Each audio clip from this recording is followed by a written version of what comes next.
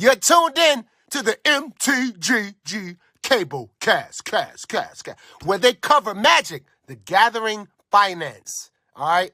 You don't know about it? You're tuned in right now and get ready to learn some shit. Buckle your seatbelts and light a blunt and get ready for the MtG Cabal cast. Starring Reptar and Thirsty, them onion head motherfuckers. Alrighty guys, welcome to the newest episode of the Cabal Cast. And this week, before I get into the topic, I want to apologize because I am afflicted by a very severe illness, which is being a Cowboys fan, and they are playing right now. So if I jump out of my seat and start breaking things, that's either really good or really bad. Yeah. Now with that said, it's been a while since we've done one of these, I feel like, at least longer than it used to be. It is our set hype review for Duskmourn. Yeah. Which, honestly, I'm actually... This was the first set for me that I looked at when I saw the calendar. And I said, that's one I could actually be excited for. Okay. So, we'll see how it goes. And with that, let's take it away. All right. So, for me, I'm starting out, I guess, kind of hot with this. And this might be, I think, a hot take overall. But for me, the most overhyped card in the set is Valgavoth Terror Eater. And for those of you that don't know, this is an Elder Demon. It costs 6 and 3 black, so that's 9 mana total for a 9/9. It has flying and lifelink. It is a legend, so it can be your commander. And it has ward, sacrifice 3 non-land permanents. And then just a slurry of words. If a card you didn't control would be put into an opponent's graveyard from anywhere, exile it instead. So that is if you remove a creature, if they discard, if you mill them over, they all go into exile. Okay, so It's kind of like a Leyline of the Void, Planar Chaos or whatever. Planar Void. Yeah. Whatever. And then the next bit of text. During your turn, you may play cards exiled with Valgavoth. If you cast a spell this way, pay life equal to its mana value rather than pay its mana cost. So we kind of get a nod back to Dauthi Voidwalker from Modern Horizons 2 with that, where you can sack the Voidwalker to cast the spells that have been exiled with it. Okay, so you have this interesting link in this card to something that we'd seen previously. When I took my notes for this episode, I think 2 weeks ago, this was pre-ordering for $22.76. The market on it right now, when we're still technically in pre-order, is $20.91. So all we've seen is a 10% drop on this card. People are still really hyped on it.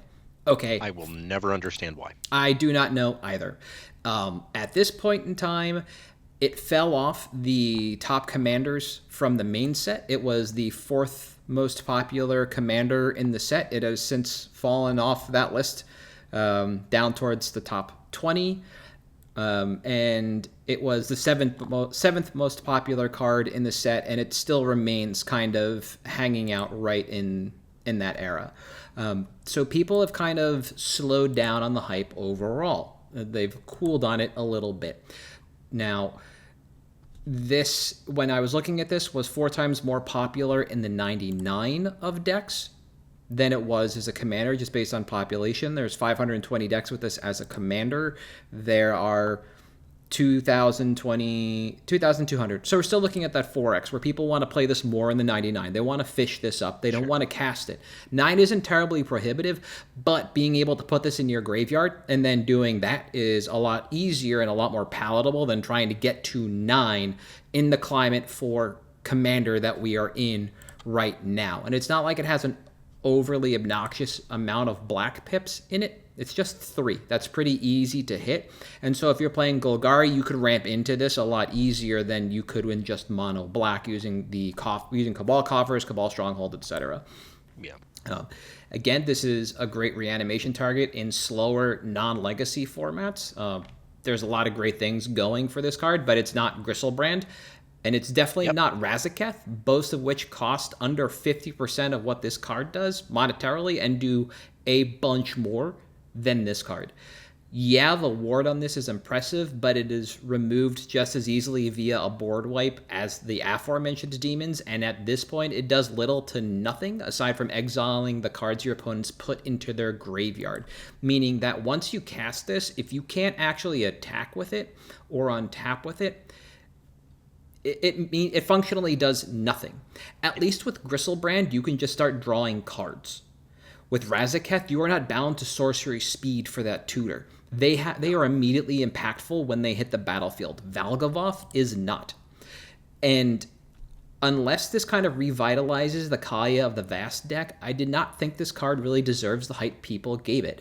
It does seem like a big dumb demon, and those always kind of hit the casual audience in some niche way, but this could just as easily have been a Lord of the Pit reprint, and it would have struck the same chord. Yeah. Because it's just a big dumb demon at the end of the day, and if you can't untap with it, it is functionally dead. So for me, that is the first overhyped card for tonight. Yeah, this is one that I like. As soon as I looked at it, I thought, wow, this is like worse than Gristlebrand at home. Yeah. And like, what fucking constructed format is going to play this over the other options? So the first thought was when this dropped, the Sneak and Show crowd went absolutely fucking nuts. But I believe it's because they don't understand how good Archon of Cruelty, which is already in the deck, is. Yeah. And now without Bowmaster running Roughshod over Legacy, Gristlebrand is coming back into the list, either in place of or alongside of Archon and or Atraxa. And so we have very good options in those slots. Similarly, Dimir Reanimator, I don't know, like we can stop calling it Rescaminator, we can just call it what it is, which is the original Dimir Reanimator deck from like 2 decades ago. Yeah, just without Mystical Tutor. Yeah, exactly. Thank God. Can play Archon or Gristlebrand or Atraxa. These are 3 options in front of it for 2 slots. Valgavoth is not good, and nobody that plays the deck ever thought Valgavoth was good enough. Like, those are the only people I saw from a constructed standpoint that were interested in this card. Like, you could Gifts Ungiven this into your graveyard, and then on Burial writes it back in Modern. Like, that is a line that you could take. You can't use the 2 mana Entomb in Modern because this is legendary. Yeah. So that's not an option. You could, going back to why you would play this, you wouldn't play this in the Goryo's Vengeance deck because it does not do anything besides do a damn attack thing. for 9. Yeah. Atraxa, when you Goryo's Vengeance it, flips the top 10 cards of your library, and then if you ephemerate after combat, or you can sign to memory the trigger off of Goryo's Vengeance to sack it, with ephemerate, you get to do it again. With the consign trigger, you get to keep it around, and it becomes a meaningful threat in the same way that Valgavoth is. And like this card just is like functionally rubbing up against value props for these other decks, and like people just, I guess, didn't quite seem to grok it, which is why I mentioned like the casual crowd. Like, cool, it's another demon for the demon deck. Yeah, it's a demon with a bunch of text. It's the same thing as it's a red enchantment with a bunch of text. Yeah. I still believe in Sarkhan's Unsealing. But yeah, it just doesn't seem, it's just like super mid. Yeah. My overhyped, and I want to preface this by saying I think this might be the best card in the set. Okay. Razorkin Needlehead, which may be a bit of a hot take. 2 red for 2/2. During your turn, it has first strike. Math is for blockers. Remember that always. Yeah. Whenever an opponent draws a card, Razorkin Needlehead deals 1 damage to them. Okay. I think this is really good in prison decks. I think this is really good in Delver decks. It breaks symmetry in Legacy and in Modern on one of the most important facets of those formats being card advantage. Not to mention, this card is insane in EDH. Absolutely nutter butters, because it's an Underworld Dreams effect that only hits your enemies or your opponents. Like, it's good. That said, man, this is a rare and a collector booster set. Pre-ordering for $13?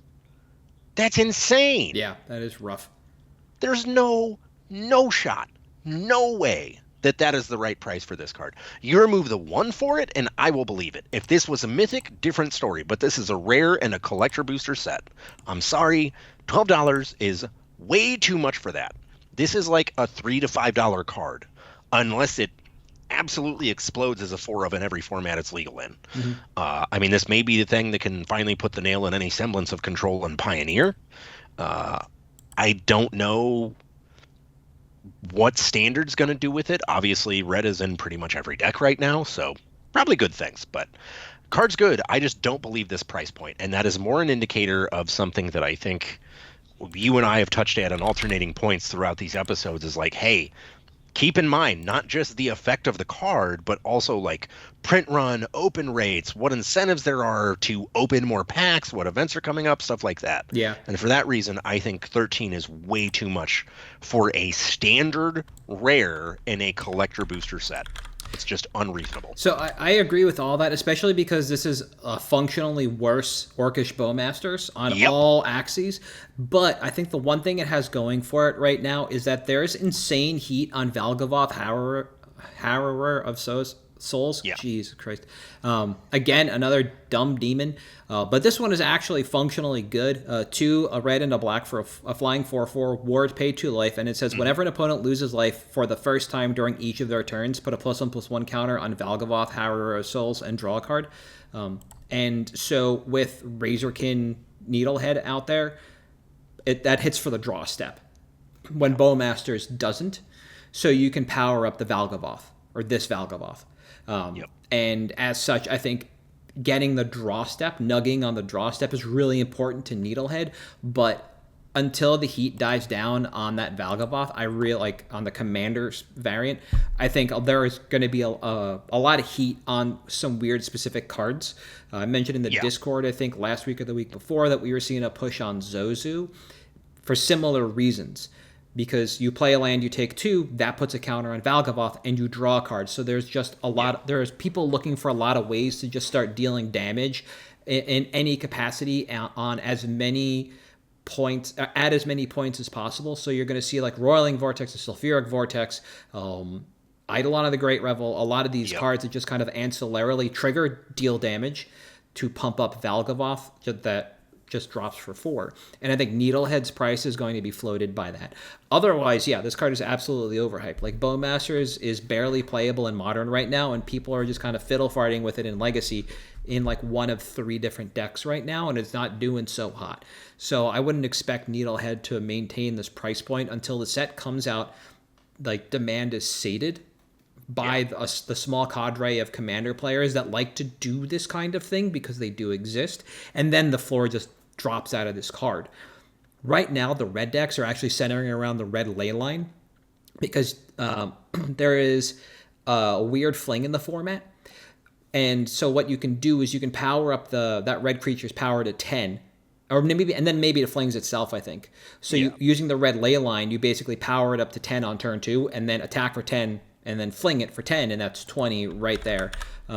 Just give me a moment. I'll see if I can pull up the red ley line because I forgot the name of it. Ley Line of Resonance, 2 and double red, has the standard ley line caveat of opening hand. Whenever you cast an instant or sorcery spell that targets only a single creature you control, copy that spell. You may choose new targets for the copy. So people are doing things with Slingshot Show-Off, like Caleb was doing things in Legacy with that, and just like powering up cards incredibly. And like that is the tenor of the red deck. It's not Razorkin Needlehead. So you ask the question, and that's the answer right now. That's what we're looking at right now, is how to abuse that ley line, not nug people in their draw step. That's a Commander problem that people are trying to solve with this card. And once they're done, then the floor drops out. So absolutely agreed. Overhyped.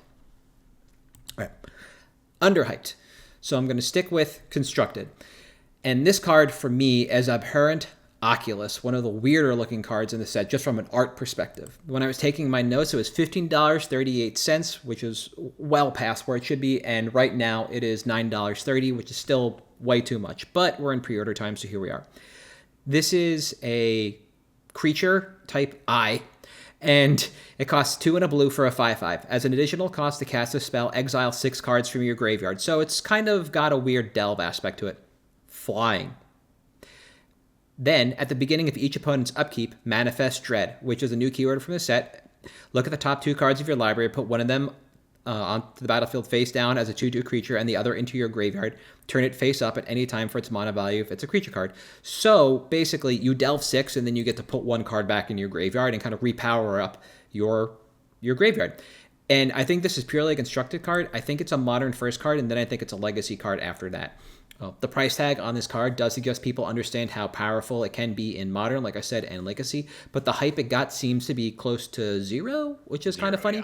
Legacy players look to be cranking on Metamorphosis Fanatic instead. I think that's the creature that I was talking about before. I'll have to pull this up really quickly. But between Dragon Rage Channeler, Psychic Frog, Fetch Lands, and the card Consider, we're not too far off from making Abhorrent Oculus extremely playable.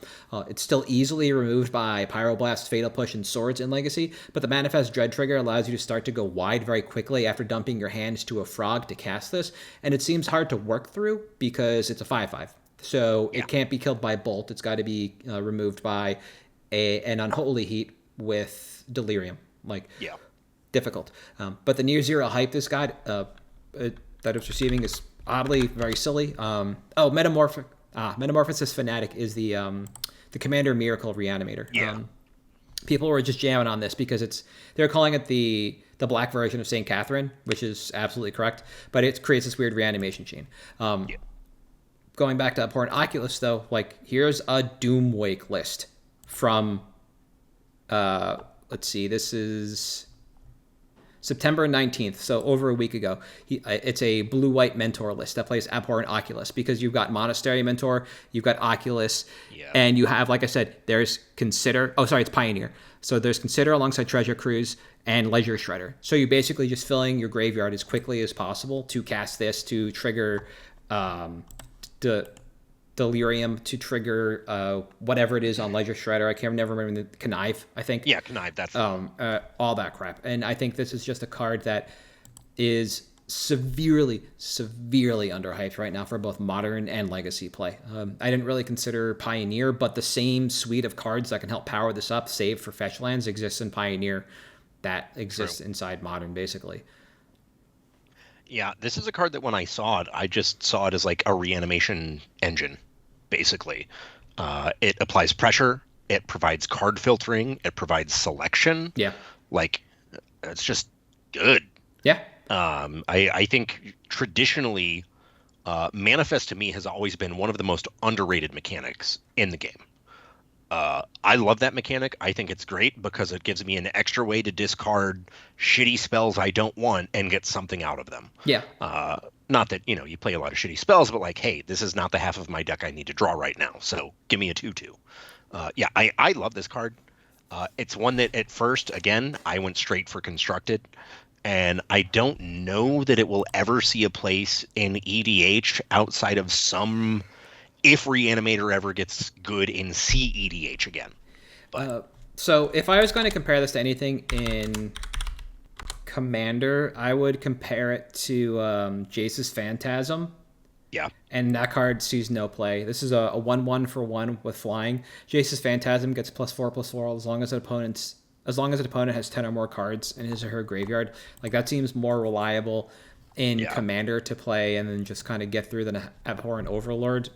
Again, Delve 6 in Commander is not going to be that bad, and neither is going to be Jace's Phantasm as a 5/5, but I think that the Phantasm is just an easier card overall because it only costs 1 blue, so you can just kind of sneak it in, and then it becomes a 5/5 over time, so it's got that going for it.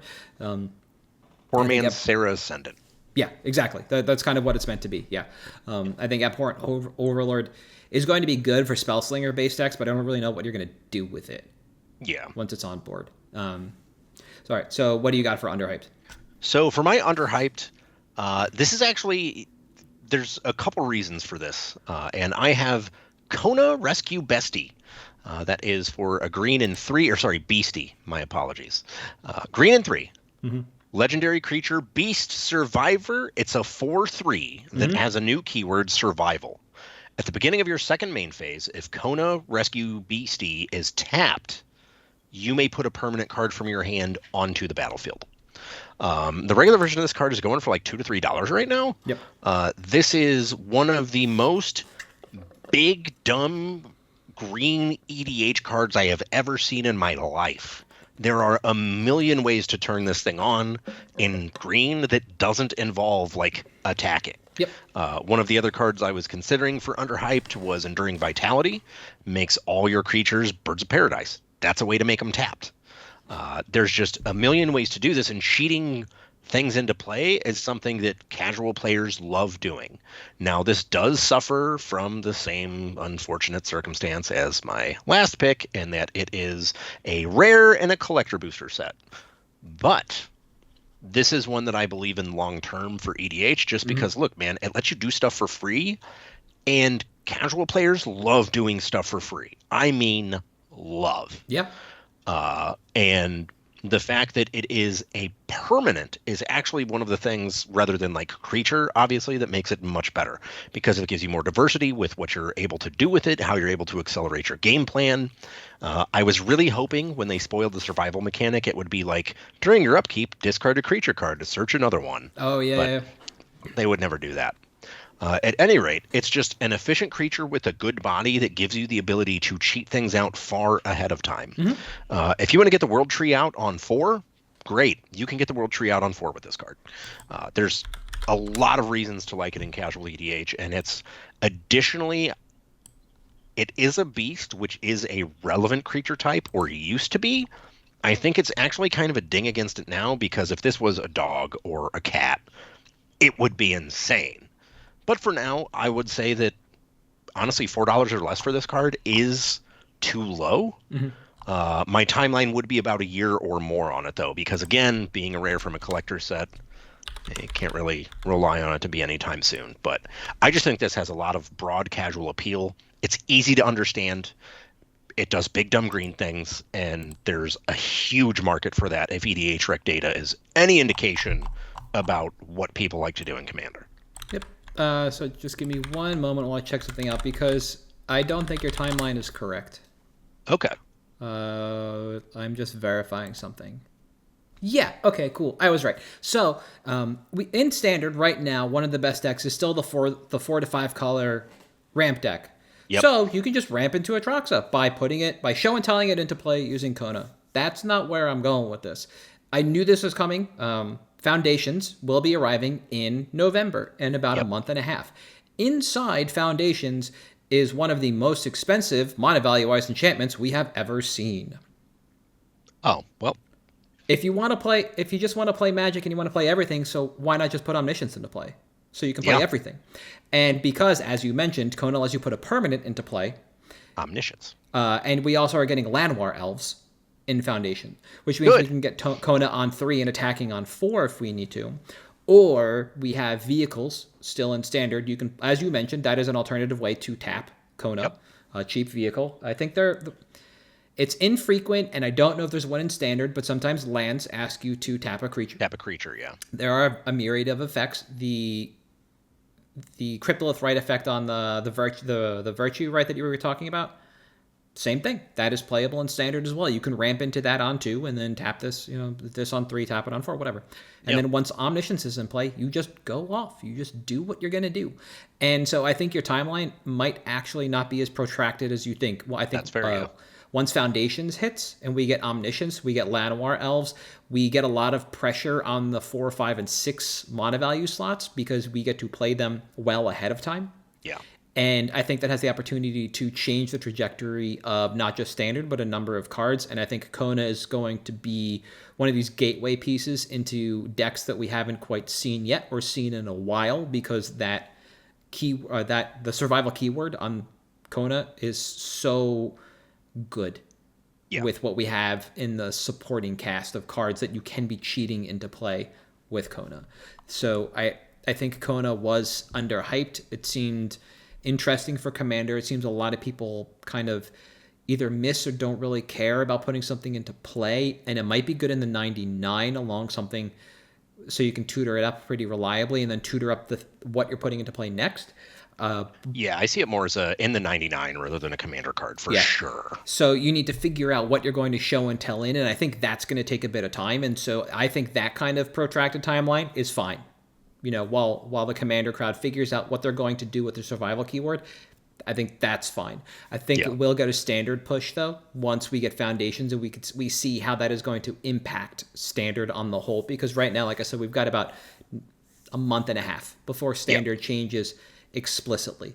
The 4 and 5 color control deck can play Llanowar Elf, so that means the deck can speed up anywhere from like a half turn to a full turn, depending on how many mana creatures fit into that list. We don't know yet. So I do think there's more opportunity for this card than we might think. Fair. And then moving on to the just right amount of hype. For me, that card is Reluctant Role Model. When I took my notes, it was $4.85, and I knew there was no way this card was going to be worth more than $1 and sure enough, right now you can buy it for like a whole 69 cents. So nice. And Reluctant Role Model is a 2-mana 2/2, costs 1 and a white. It is a human survivor, so it has the survival keyword. At the beginning of your second main phase, if Reluctant Role Model is tapped, put a flying, lifelink, or +1/+1 counter on it. So all of these are counters. So we're going back to the Ikoria stuff, I think. That kind of thing. Yeah. Whenever a Reluctant Role Model or another creature you control dies, if it had counters on it, put those counters on up to one target creature. So you just shift the counters. Now, one of the most important things here is that it doesn't say choose one from this list. Or choose one you haven't chosen before. So you can just stack +1/+1 counters to the ceiling for as long as the game goes. I think that's awesome.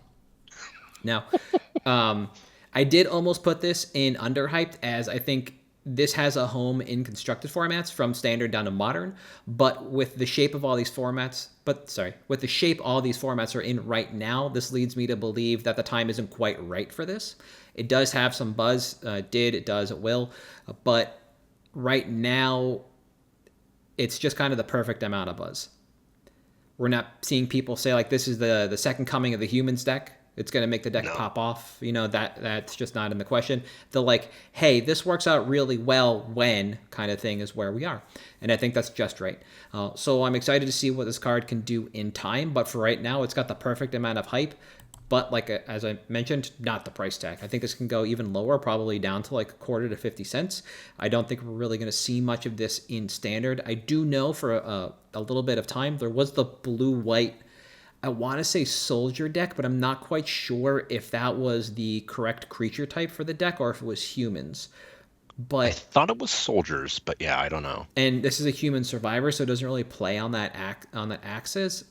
But if it was humans, then it does play into that. The last time we saw something like this was in Shadows over Innistrad, where we got some very key plants for a very good human deck. So it was very easy to just go down the list of all the humans that cost 2 or less and just buy a swath of them. Just cut a swath through vendors. And just start buying into Thalia's Lieutenant and Thraben Inspector and all that crap. And that one worked out super well. We have I don't know what you want to call them, lands from Lorwyn, but we got the soldier one. Yeah, the tribal lands or something like that. You can show a creature of a certain type and it ETBs untapped. We have the Azorius one again, and it's for soldiers, I think, not humans. So this doesn't quite play well with the rest of the synergies around it. We're missing some support. We have a different militia bugler in standard, and the supporting cast for this is just really low to the ground. You don't have a lot of great rares for it anymore, especially with Thalia Guardian of Thraben just having rotated out. If we had that taxing effect, then it might work out a little bit better. It'd slow that red deck down that I'm talking about. It would slow the ramp deck down a little bit. It's just not a good time for this card overall, which is why I think it has just the right amount of hype. But the moment standard does turn and there's an opportunity for a low to the ground white-based aggressive deck, or if we see a change in modern that's meaningful and we can see the return of tribal-based decks, then this could just slide into the humans deck because it is just at a really important part on the curve. It doesn't have haste, but it gets really big over time, which is kind of what you need in that deck. The one drop, I think it's Champion of the Parish, only gets bigger when you play other humans. Yep. So as the game goes on, once your board has been wrathed, that card doesn't get any better if there isn't a follow-up, whereas Reluctant Role Model swings for 2, then 3, then 4. Yep. And it'll move counters around once it is removed. So if you have something else to move it to that won't get removed, it's indestructible or what have you, then cool, you can do that. It just, I don't think it fills a gap necessarily, but I think it will find a home in time. So when I first saw this card, I thought Aristocrats. Okay. Because it is, or another creature you control. Yep. Because, I miss Rule 243.1. Was that the deck? With Crypt Champion, Juniper Order Ranger, way back in the day in Modern. Oh, man, you got me. But I love cards like this. I think it is very efficient. I think the hype is about right. And I think this is one of the cards that when I looked at the set was the most that is so close to being insane. It just needs some kind of support or a home. And I think that, like you said, it's probably humans if it is able to come back. Yeah. Without Fury in the format. But yeah, I like this card a lot. I think it is appropriately hyped. I also love that the alt art looks like Egon. Egon Spangler was yeah. Okay, it wasn't just me then. I'm glad it wasn't just me that saw it. It was just like I looked at it, I was like, oh my god, that's Egon. So there's a little more to it, and I'll bring this up if people really want to question my credentials as a Ghostbuster fan. So I've got the image up now, and the alt art does actually look like Egon Spangler, but the item that he has in his hand, the radio, is shaped almost exactly like the PKE meter from the Extreme Ghostbusters. Yep. And the jumpsuit is also like reminiscent of that era as well. So like, I think that card is a plant along with some others to other various properties too. Like there's there's a hockey mask, and I didn't notice it until today because I didn't think about it. There's the found footage enchantment. It's like 2 and 2 red. Yeah. Where you basically are. I thought it was more of a Blair Witch thing, but when it puts 7 counters on it, you lose the game, and you copy instant and sorcery spells. So everything about it is actually a link back to the Ring, because you're making copies of the tape to give to other people. Like, hey, you got to watch this, man. It's just so effed up. And then in 7 days, you die. So yeah. There was a lot of that stuff that I liked about this set. And when they first said, as I touched on in the beginning of the episode, like when they said, oh, this is what we're going for, I was like, oh my god, this set is like, I love this. Like the Silence of the Lambs showcase is phenomenal. I think it's a Marina Vendrell. There's a silhouette in purple of a moth over her face. Oh, yeah. It's great. Yeah. All right, so you're underhyped. So my underhyped. Or sorry, just right. Just right. Sorry, yeah, we just did under. Mine is actually the Verge Cycle. Okay. So it's not quite as elegantly designed as Nimbus Maze, but it is a better Nimbus Maze cycle, I suppose. In that it always adds one color, and it adds the other if you control either of the 2 colors it produces. So Thornspire, we've got our allied colors this time, so green-white, black-red, blue-black, blue-white, etc. Yep. They're all sitting at around $5.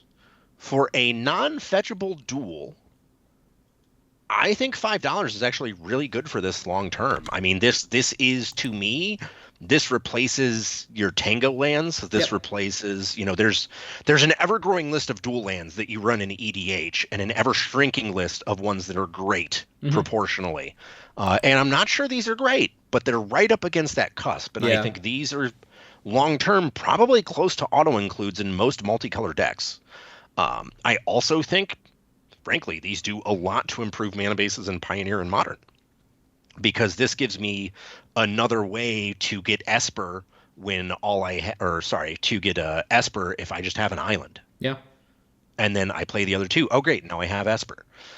It's just a really good way to fix that doesn't lose you tempo, which I hope is the direction they continue to go with these lands, because as their set design gets faster and faster and faster and more powerful and more powerful and more powerful, Triomes aren't going to cut it.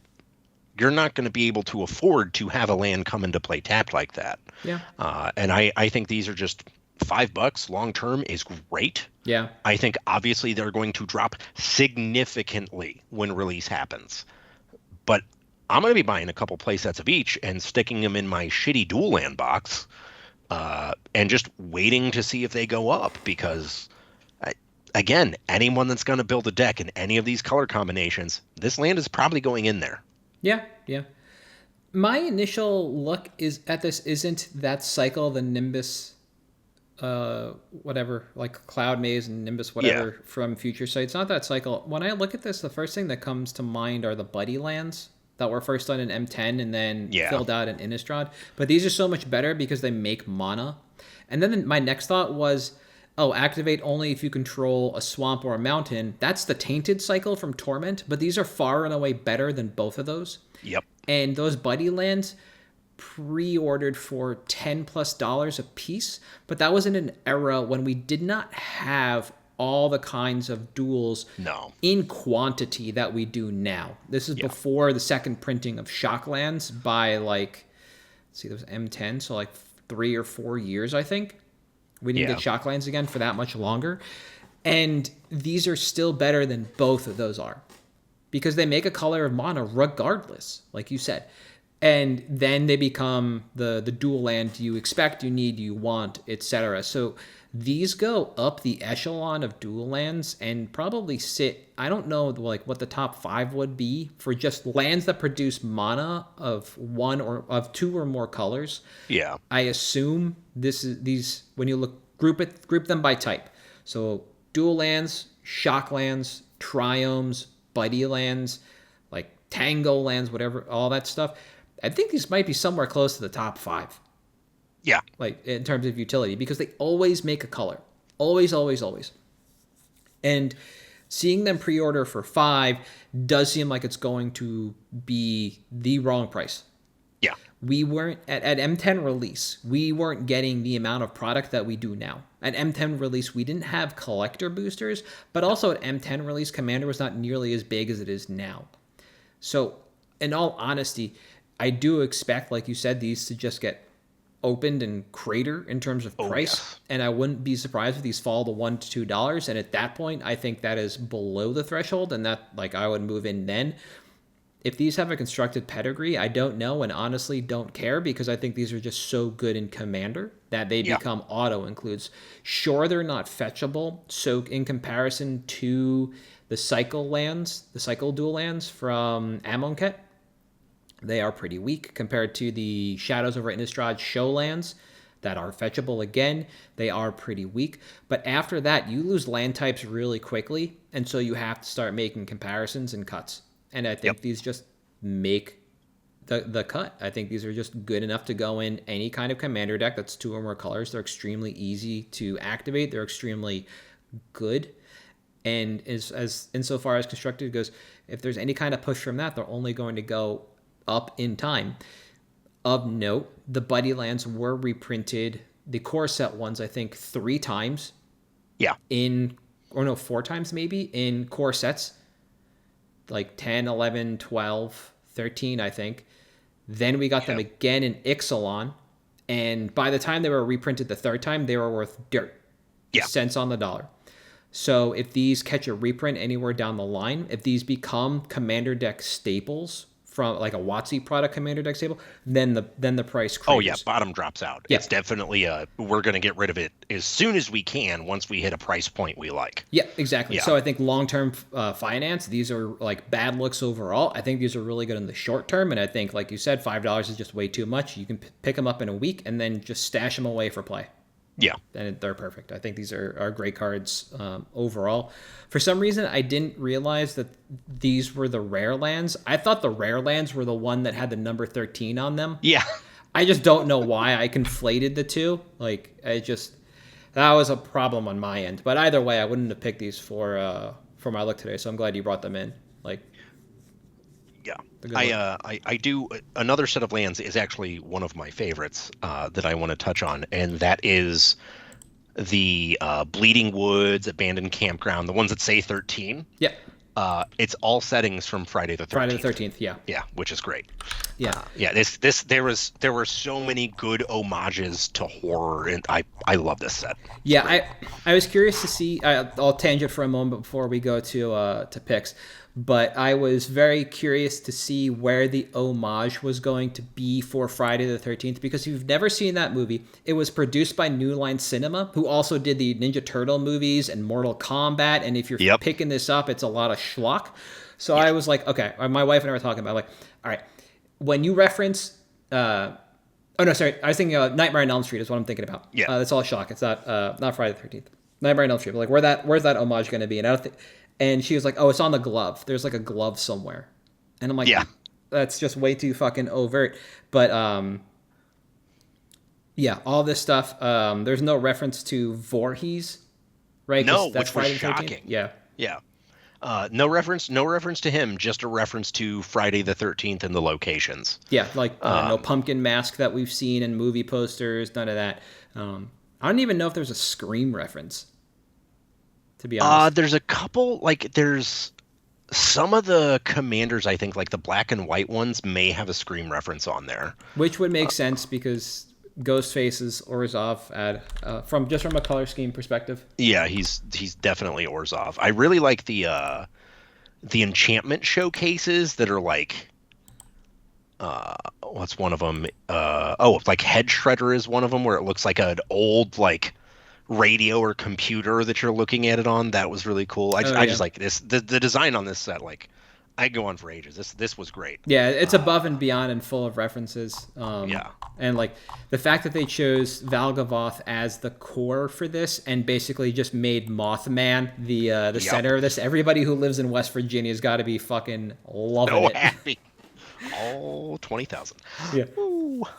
Yeah, no, it's great. Yeah. Big fan. All right, picking time? Picking time. All right. So my card for this week is Altar of the Brood. So we're going back to the well and Commander. And Altar of the Brood, for those that don't know, is an artifact that costs 1. And it says, whenever another permanent enters the battlefield under your control, each opponent puts the top card of his or her library into her graveyard, and it's from the set Khans of Tarkir. Cool story. So when I was taking my notes, CK was buying 74 at $7.50. They had 18 at retail for $15. And right now they're buying 82 at $7.50. So we're seeing the same thing this week that we did last week, which is just the demand cannot be sated and Card Kingdom needs to buy more. But they found that the price point of $7.50 works like a charm right now. On TCG Player, there were 109 listings at a market price of $11.36 for LP or better. And as of recording, there are 192 listings with a market price of $11 and a singular cent. So people are pushing into the market, which is the opposite of what we saw last week. And then when I added this to my list at the end of May last year, 2023, CK was buying 89 at $3.80, and there were 221 listings on TCG Player at $7.84 LP or better. So I've been sitting on this pick for a while, mainly because I was wondering if we would ever get a reprint, and at this point, I don't think we're going to, and I'll talk about that in a moment. So what does Altar of the Brood do? Well, it does one thing. It is basically just an exiling machine. It is combo exile. The end. Last week, we did talk about milling players out, and this week we're talking about exiling players out. Altar the Brood is a ruthlessly efficient combo card that, if left unchecked, will win the game on the spot. So, unlike most mill cards, which can take time and effort to remove approximately 300 cards from the game, Altar the Brood can do this in one fell swoop with relative ease and redundancy. Now, I was expecting to see more red and green based decks on Rec, decks that can just blast a bunch of tokens onto the battlefield at a moment's notice using the original Krenko or Avenger of Zendikar, decks we do actually see on mtgdecks.com, but instead what we see on Rec are tuned lists ready to combo off. And you're like, oh, well, halt, what do you mean by that? And I'm going to tell you, well, when you take a look at Rec, you see Zelix and Haunted One, you see Patron of the Moon, you see the just Shieldred, you see Soundwave, the Wise Mothman, Amanatu, Tiny Bones, Bruvac, interestingly, Phaenax. All of these cards allow you to basically just combo out very quickly and very easily. With Altar the Brood on board, it takes something as simple as Felidar Guardian and a singular clone effect to go infinite and exile out the table. Like, the combo is basically just, and very quick up top, you clone the Felidar Guardian, which then flickers the clone, and then you repeat, because you just have two Felidar Guardians exiling one another. And whenever they enter the battlefield, each opponent exiles a card. That's it. That's the joke. There are other variations. There are other variations on this. I'll link it in the show notes on Patreon, but they're all as compact and only require 2 colors and spread across the entirety of the color pie. when it comes to this card. A lot of people like playing Esper with this because it gives you your tutors in black, it gives you your Felidar Guardian in white, and it gives you your protection in blue, as well as your dig. That is very common. The Soundwave is just Dimir, so it takes out the Felidar Guardian thing, and it just basically works on other flicker effects and clone, like Mnemonic Wall and Dead shit like Eye, that. stuff like that. Yeah, exactly. The mono black variant's a little more unique, so Shieldred and Tiny Bones, where they're not really, and Phaenax to a degree, where they're just looking to like kind of amass tokens and also destroy your hand and then slowly mill you out more than just like a combo out. It just kind of takes control, but there is still a combo opportunity there. There's just so many ways to go infinite with this card. It's ridiculous. And then in red, you basically just like Twin Flame combo. Dual Caster Mage Twin Flame is infinite, I think. So a Twin Flame on the stack, you cast Dual Caster Mage with copies of Twin Flame. Oh, sorry, what Dual Caster Mage ETBs, you copy the spell. So you just keep copying Twin Flames with the Dual Caster Mage, and you just make infinite Dual Caster Mages, and that's it. Alter the Brew just mills the table. Like, and I hope this is a really clear example of like how compact this package is. Yeah. So with a card that's easy to combo with, why is it only in 1% of decks? 57,000 total on rec and have a consistently draining supply? That's a good question. Now, I do think this answer comes in two parts. First, the people reporting their decks to rec are aggressively comboing with this card, which espouses the fact that this combo might not be savory at many tables, as the play patterns are rather homogenous, and the end result is fairly unsavory for most, as they don't get to actually play their cards. They just get to wave goodbye to them as they move to exile. Not that fun. Similar to, like, quote, Punisher, unquote, commanders, people just don't really enjoy engaging with this in mass. Now, this then does lead us to the second part of the answer, which is that the truly casual, non-self-reporting crowd are the actual draw to this card. Effectively, the Invisibles. I mentioned MTG decks before. Now, MTG decks does show us a lot of lists coming from social media, from Brawl, from decks on Arena, and some interesting paper commander events that require deck lists. And so we can kind of make the logical leap from MTG decks and what we see there, that it is the Invisibles. People that do want to play this card inside a Gruul deck that has Perfrost God of the Forge, and Avenger of Zendikar, and Krenko, the cards I mentioned up top. Those were the ones I expected. I expected casual play to carry this card on rec, not the ruthlessly efficient combo players. But I think all those people that aren't reporting to rec are still playing this card in events, so we do get to track them a little bit. We get to point out, say like, hey, you guys exist. We see you and you're the ones pushing this card. And so as far as Alter goes in Commander, like there we are. That's it. When I was taking my notes, looking at a timeline for this, there were about 388 copies total on TCG Player. It sold about 7 copies a day combined between LP and Near Mint over the week prior. And this is what I found in terms of anchors. Untapped Games had 11 LP at $9.78 on page 1. Last Save Point had 11 at LP at $17.95 and $10 Near Mint. Sorry, 10 Near Mint at $17.96. Both of those were on page 3. And then Snowdrop Cards had 16 LP at $19.50. And Cardboard Crack Shack had 17 Near Mint at $19.99, both on the final page of listings. And that is when you filter for 50 vendors per page, the 4th page of listings. So all said and told, 11 is 22, plus 16 is 38, plus 7 is 55. That's it. That's all that exists in large quantity. After that, it's very low quantities, maybe 1 to 5 max. There are not a lot of anchors. So this card is $11 right now. It does become a $12 card about halfway through the second page of listings, which is somewhere in the neighborhood of about 90 to 100. And after about 130 individual copies have been removed, 1/3 of the stock sells through, which then takes about a hair under the month and pushes us up past $12. So if we're looking to buy in now and immediately relist for 15, I think that is absolutely possible, though it might take about another month to see sales at 15, like around there or more. So now we're looking at 2 months out. So if we're going to turn this back into TCG Player, it's probably going to be about 2 to 3 months to make like 40-ish% on these. And it might take about 6 months or more to buy list, because as we noticed with Card Kingdom today, they can get quantity at $7.50, because that's about like 60-ish% of market price. And so instead of raising the price to accommodate, That's a fine number for them. So they just increase the quantity they're buying and they will get that number. The moment they can't because market price goes too high and that percentage drops from 60 down towards 50 or 40, they'll have to up their number. But I do expect that to take a much longer time. TCG Player, like I said, 2 to 3 months. Card Kingdom, I think, is going to be about 6 months out overall. Reprint equity, I mentioned this above. In theory, with all the mill love we've seen recently, including the keywording of the effect and various cards like Fractured Identity and Tasha's Hideous Laughter, you would expect we'd have seen a reprint of Alter by now. But I think the Exile effect keeps us from catching a reprint at a number of opportune times, as Commander players enjoy being able to play with their cards instead of moving them to an inaccessible zone of the game. I really do think that is the crux of the problem here.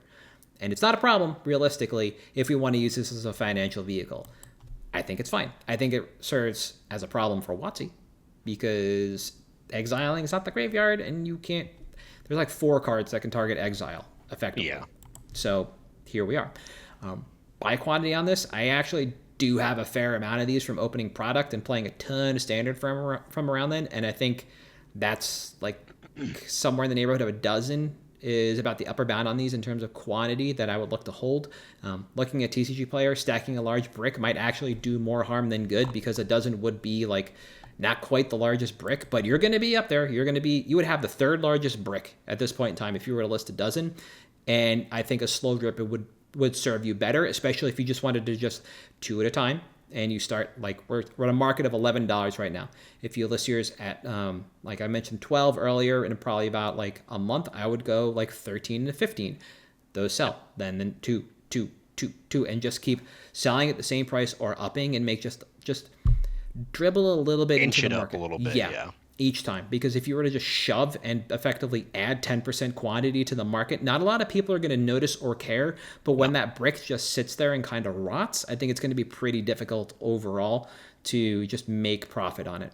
Like I said, this does sell about 7 copies a day, so you'd think it would actually just sell out in 2.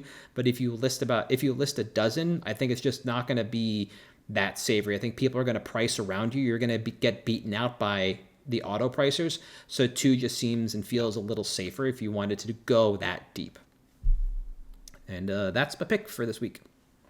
I like this card a lot. The one thing I will always say about this card, and you may have noticed this, Brandon Curry will last pick this card at every single VRD because, quote, it's the best backup plan in the world. It really is.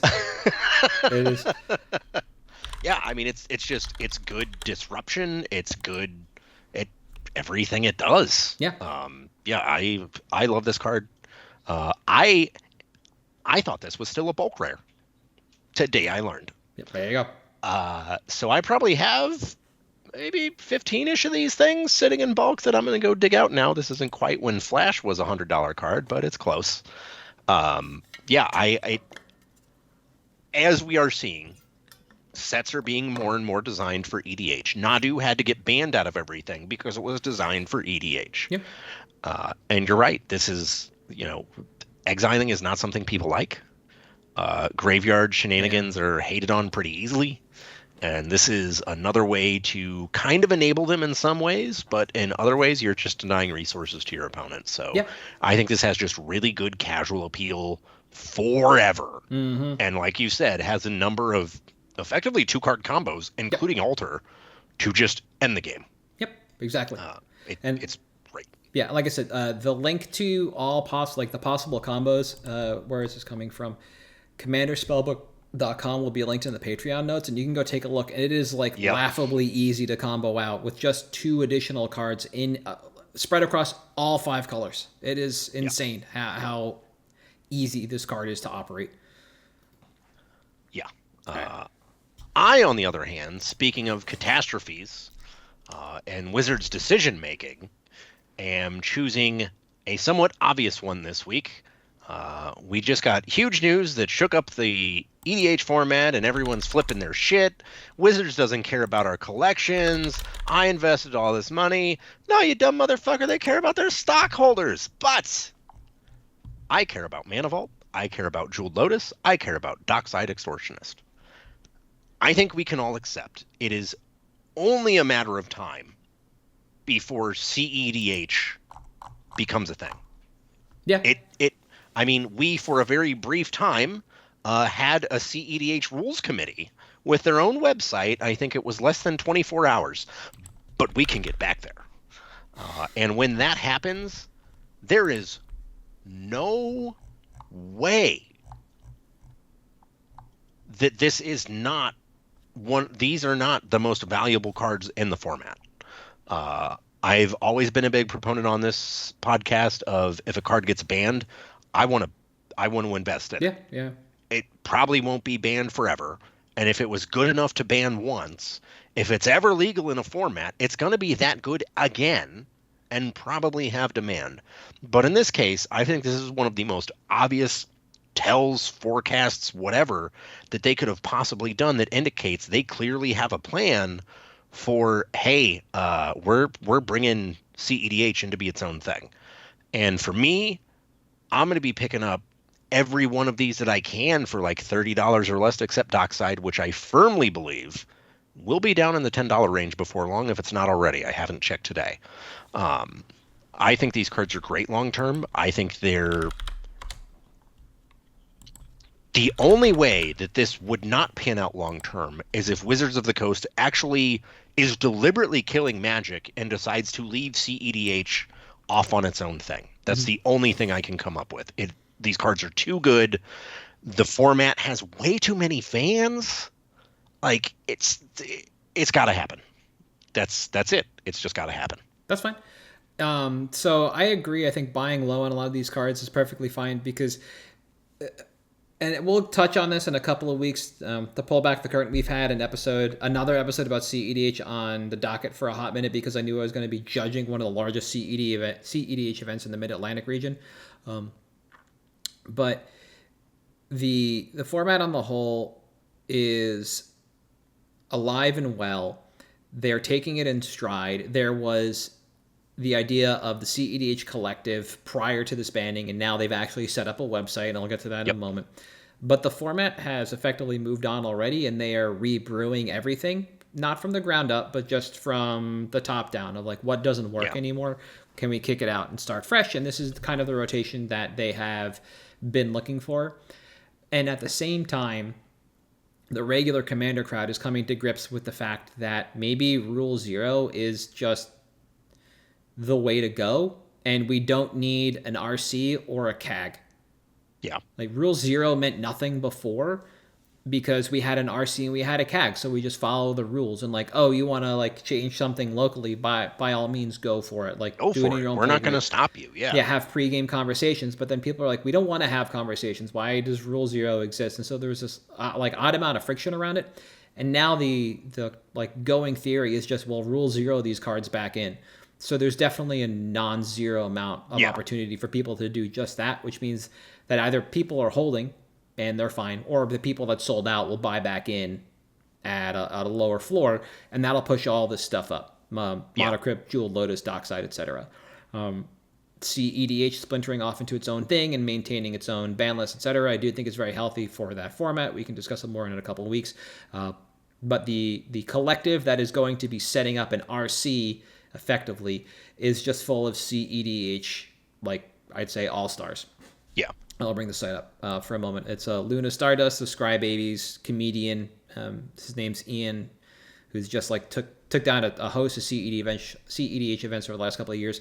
And then a gentleman named Hire and Ken Bauman. The latter two, I've got no idea who they are, just humans.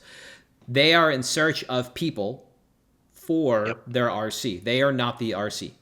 Nope. They are basically going to crowdsource an RC because they want to champion openness and inclusivity.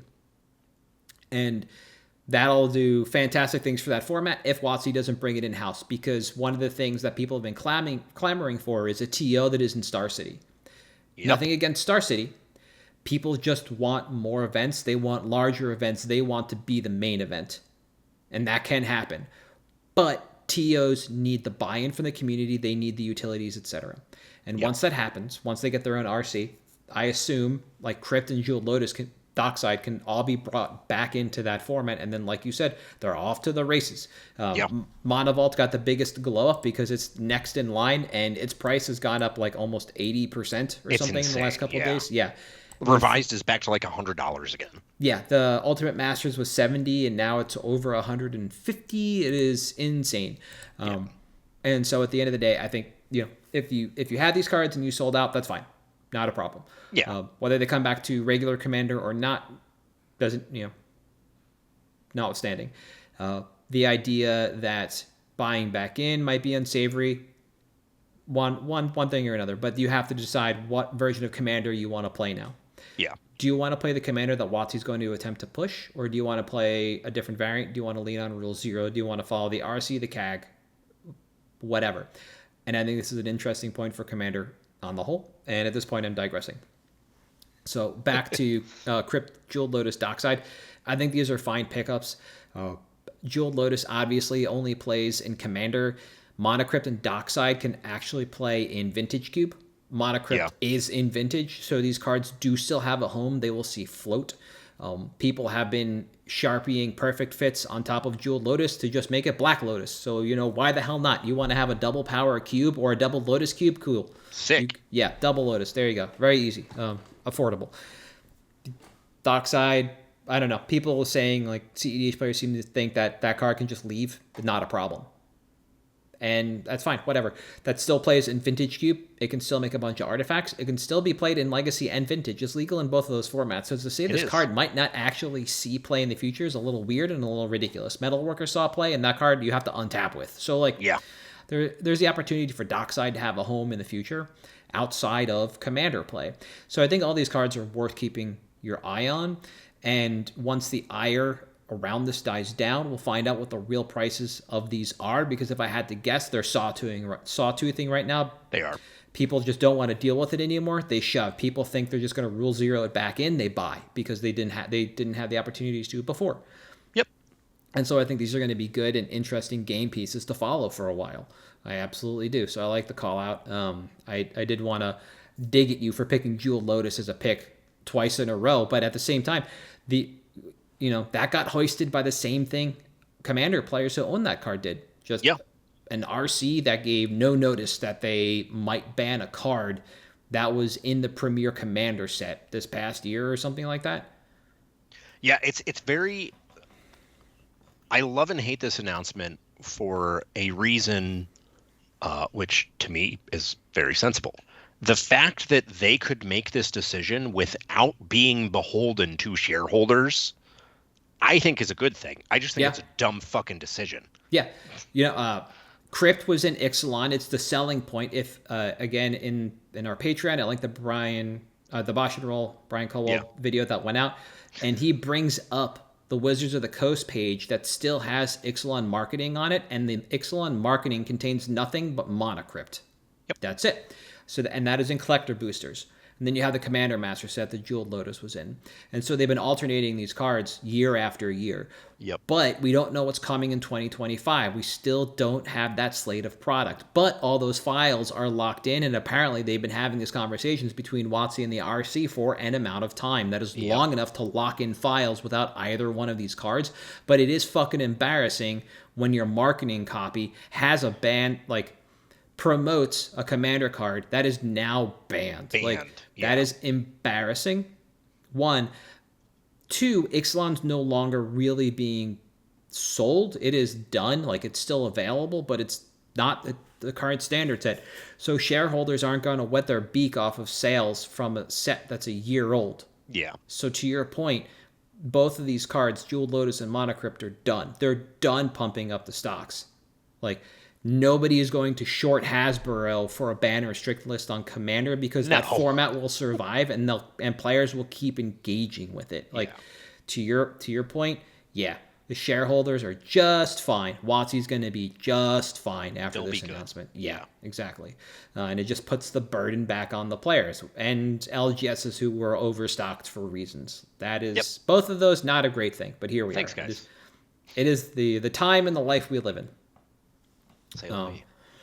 But sad times. But I don't want to say free money. If you have extra copies of Monovault, you can shove. Do it. yeah, 80% profit margin on that son of a bitch, go for it. Yeah. But anything else for this week? No, that's about it. So for at MTG Cabalcast on Twitter, Facebook, Patreon, and YouTube, I am at Halt. I am Reptar. You are At Damon_Thurston. We'll see you next week.